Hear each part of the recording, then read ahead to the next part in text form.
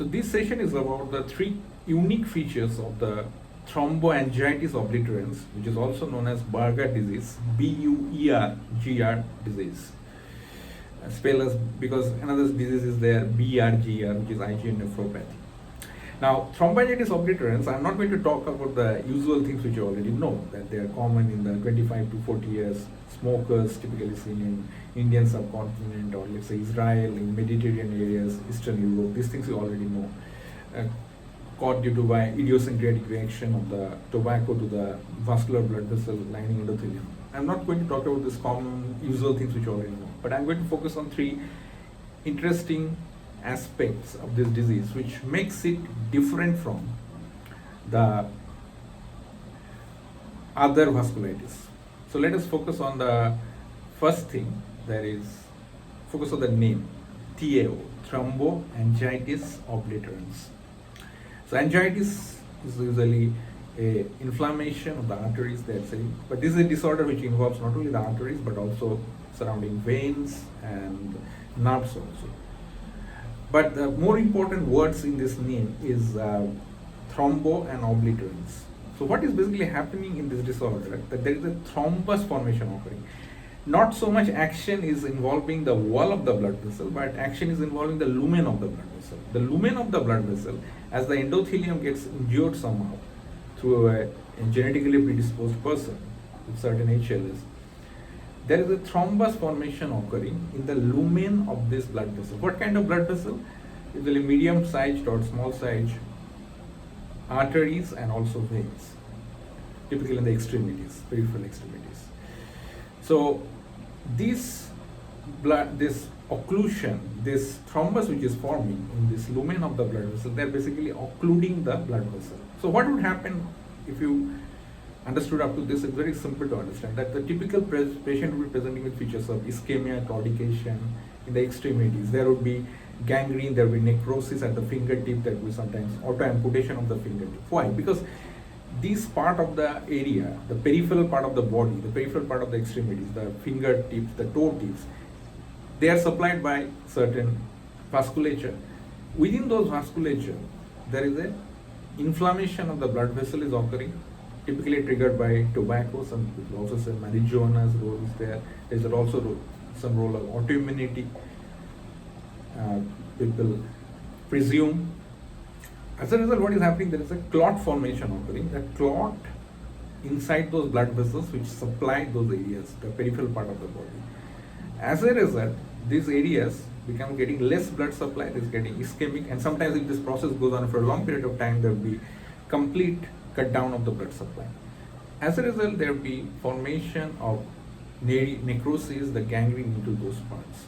So again, look at the name, Thromboangiitis Obliterans. So there is a thrombus formation occurring associated with inflammation inside the blood vessel lumen at the junction of the endothelial lining and the lumen, which is basically that thrombus formation is occluding the blood vessel supply to the corresponding organ. And everything is outcome up to that. If you have noted that this is a vasculitis which is also associated with presence of Raynaud's phenomena. It's also can be derived from this concept. It's very simple, because Raynaud's phenomena, you need a vasoconstriction which is temporarily causing less blood supply to the corresponding organ. Now, these blood supplies are already compromised by thrombus formation. Now, if you expose even to the colder temperature, what is going to happen?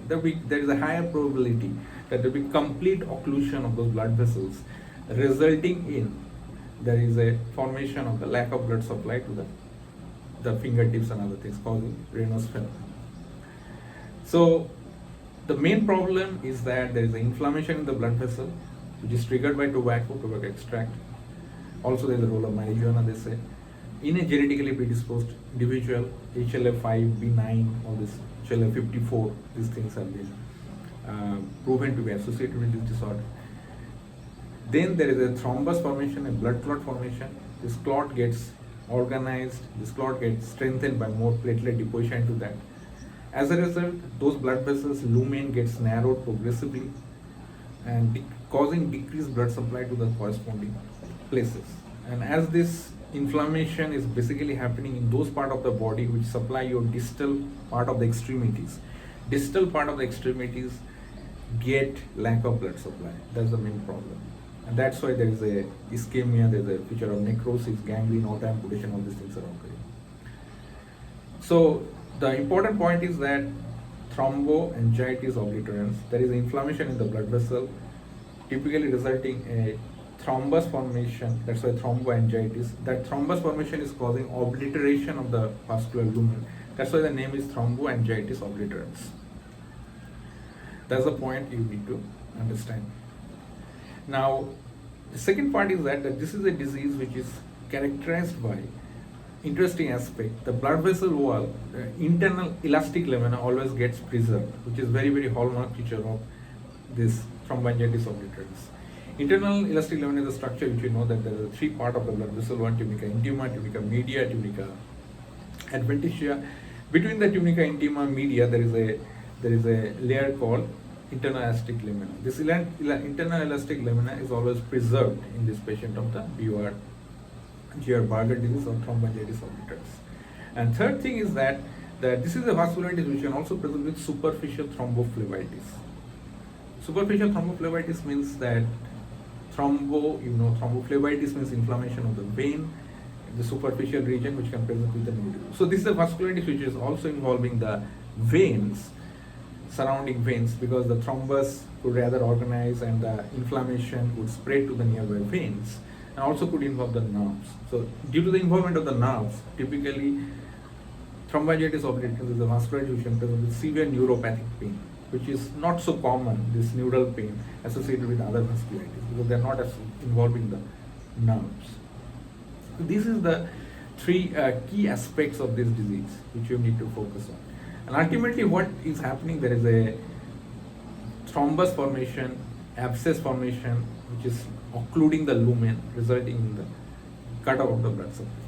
So this is all for the first session. In the second session, I will discuss about the other aspects about this disease, interesting aspects of the thromboangiitis obliterans. Thank you so much.